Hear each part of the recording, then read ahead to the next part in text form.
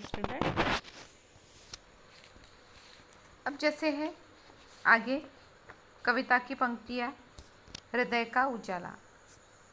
इसके पहले वीडियो में आपको जैसे कुछ पंक्तियाँ समझा के दी। अब जैसे आगे, न फुलझड़ियाँ चमकाओ, न पटाखे फोड़ो, न फुलझड़ियाँ चमकाओ, न पटाखे फोड़ो, भोजन नहीं जिनके दे आओ जाके, उनके जख्म पर मलहम लगाओ, अपने दिलों का दीप तो जलाओ, अपने दिलों का दीप तो जलाओ। अब स्नेह बोला है। स्नेह यानी यहाँ अर्थ स्नेह का अलग निकलता है। स्नेह यानी तेल, उजाला यानी प्रकाश, सूनापन यानी उदासी, गम यानी दुख या शोक, जख्म यानी घाव, जख्म यानी घाव। तो यहाँ पे ऐसा अर्थ है, अर्थ बताया है यहाँ पे। कवि कहते हैं उन्हें जो निरर्थक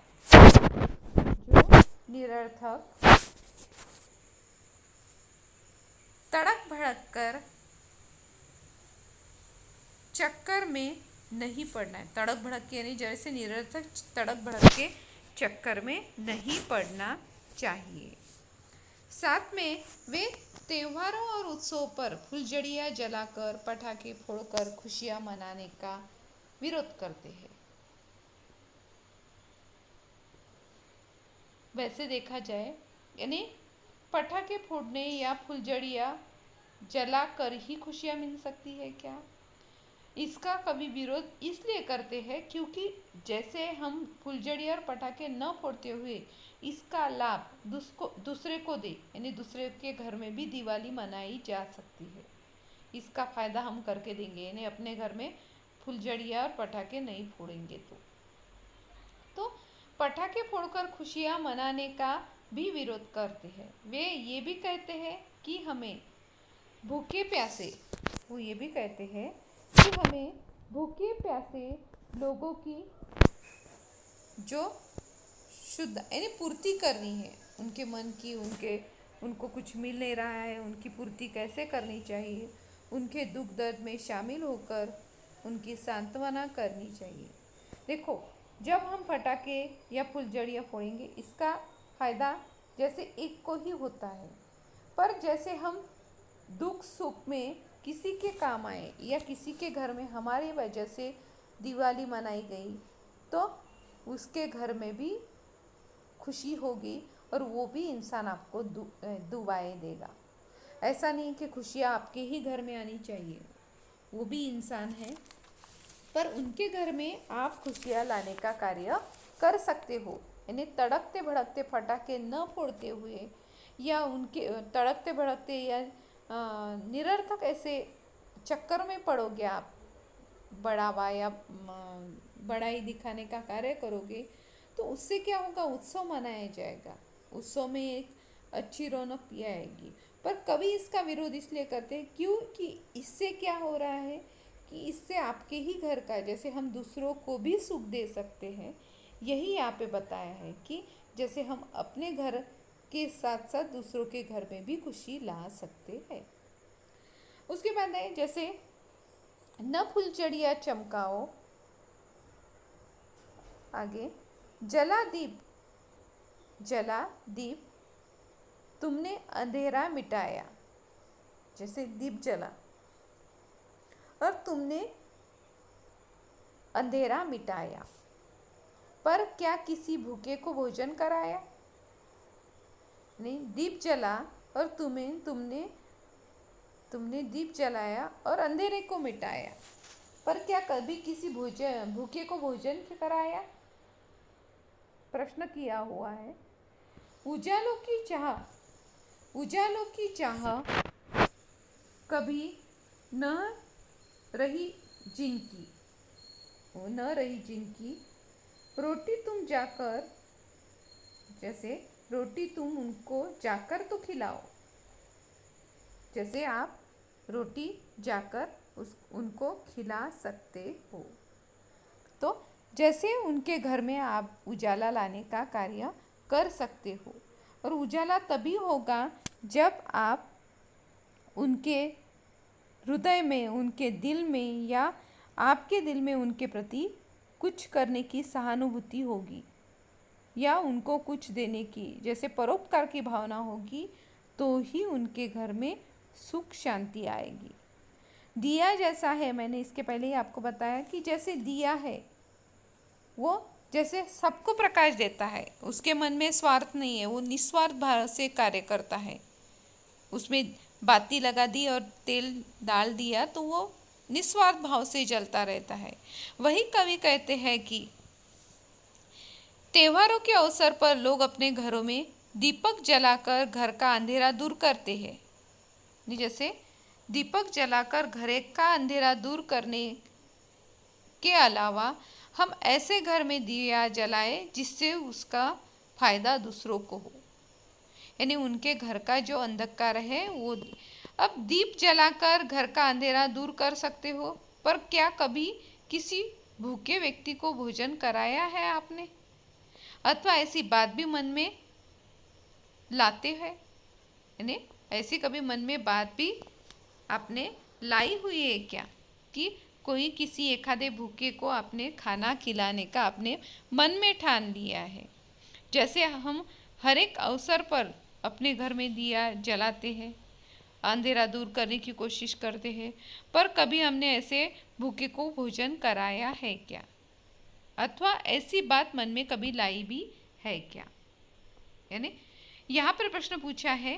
साथ में कवि कहते हैं कि ऐसे उपेक्षित लोग हैं, ऐसे उपेक्षित लोग हैं जिन्होंने अपने जीवन में कभी उजाले की कामना ही नहीं की है। यानी कुछ लोगों ने यानी जैसे आशा ही छोड़ दी है कि उनमें उनके जीवन में कभी उजाला होगा, उनका जीवन कभी उजाले से भरा होगा, या उजालों की कामना उन्होंने नहीं की है।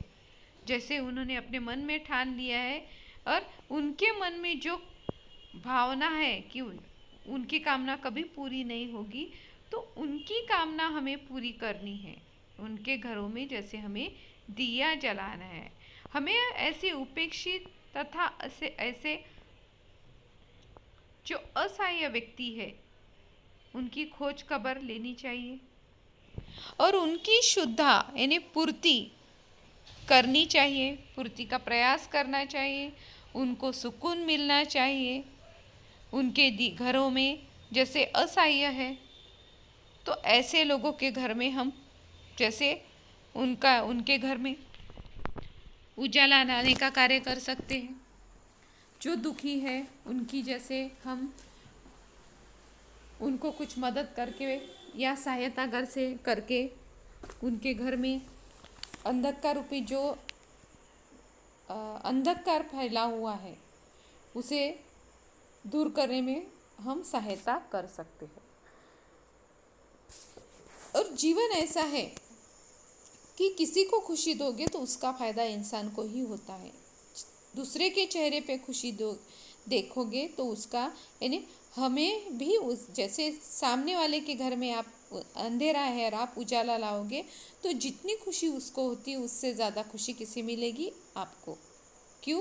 क्योंकि उसके घर में उजाला लाने का कार्य किसने किया है? आपने। इसलिए उस इंसान के मन से भी आपके प्रति जो भाव है वो दुआ निकलेगी, उसको खुशी होगी, तो इसलिए आपके मन में भी एक प्रसन्नता की भावना आ जाएगी। तो यही पे यानी जैसे कवि ने यही कहा गया कहते हैं कि ऐसे लोगों को हमें खाना खिलाना चाहिए, ऐसे भूखे को जो भूखे पेट है जिसे खाना नहीं मिला है ऐसे लोगों को खाना खिलाओ। और वे ये भी कहते हैं कि जो उपेक्षित है यानी जिसे किसी सुख की आशा ही नहीं की है, कामना ही नहीं की है, अपने जीवन में जैसे सुख आएगा, प्रसन्नता आएगी, उजाला आएगा, ऐसी कामना ही नहीं की है, ऐसे लोगों के घर में उजाला लाने का कार्य आप कर सकते हो। यही भावना लेखक ने यहाँ पे जागृत की है, और वो भी असहायों, उपेक्षित लोगों की खोज खबर लेनी चाहिए, उनकी शुद्धापूर्ति का प्रयास करना चाहिए, उनको प्रसन्न करना चाहिए। यानी जीवन का उद्देश्य खुद सुख लेना नहीं है, दूसरों को भी सुखी करना है। अब जैसे यहाँ पे चाहत, चाहत यानी इच्छा, अनगिन यानी असंख्य या अनगिनत, सजाना यानी सुंदर, जख्मों यानी घाव, स्नेहक यानी मरहम, बुझे दिल यानी उदास, ज्योति यानी प्रकाश। तो ऐसी यहाँ पे पंक्तियाँ बताई है कि जो उनके घर में जो अंधेरा छाया हुआ है वो उजाले में बदल सकता है। और साथ में हम ऐसा कार्य करने से वो लोग भी जैसे प्रसन्न, उनके चेहरे में भी प्रसन्नता आ जाएगी और उससे आपकी भी प्रसन्नता बढ़ेगी। तो बहुत अच्छी कविता है, और साथ में हर कविता में हर पंक्तियों के माध्यम से जो चार चार पंक्तियाँ हैं, हर एक से एक मतलब यानी कुछ प्राप्त हो रहा है। अब जैसे दीप जलाने का कार्य करते हैं, पर दूसरों के घर में भी जैसे अंधेरा छाया हुआ है या उनके हृदय में अंधेरा छाया है, तो उसे हम दूर कर सकते हैं कि कब, तब जब उनकी सहायता करेंगे। दिवाली है, त्योहार मना रहे हैं हम, पर किसी किसी के घर में सुनापन है, तो ऐसे लोगों के घर में हम खुशियाँ ला सकते हैं। जो दिन दुखी है उनके दुख हम मिटा सकते हैं, और अपने दिलों के दीप हम उनके यानी जैसे हम प्रसन्नता से उनके घर में भी दीप जला सकते हैं।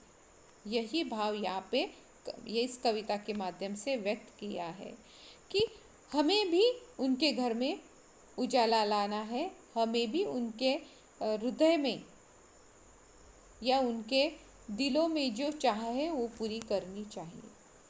चाह कब पूरी होगी? जब उनके मन में प्रसन्नता आएगी, उनके घर में कुछ आएगा, उनके घर में खुशी आएगी, तो ही प्रसन्नता छाएगी। ऐसा भाव यहाँ पे व्यक्त किया है। और कविता बहुत अच्छी है, यानी जो गीत है, और गीत की तरह बोलोगे तो वो गीत लगेगा। तो जैसे गीत किस तरह बोलना है, आप जैसे सॉन्ग्स बोलते हो, सॉन्ग के तरह, यानी जैसे गीतों को गाकर बोलोगे तो उससे ज़्यादा खुशी होती है। और ये बहुत अच्छी कविता है, कवि ने यहाँ पे बहुत अच्छी कविता की हुई है।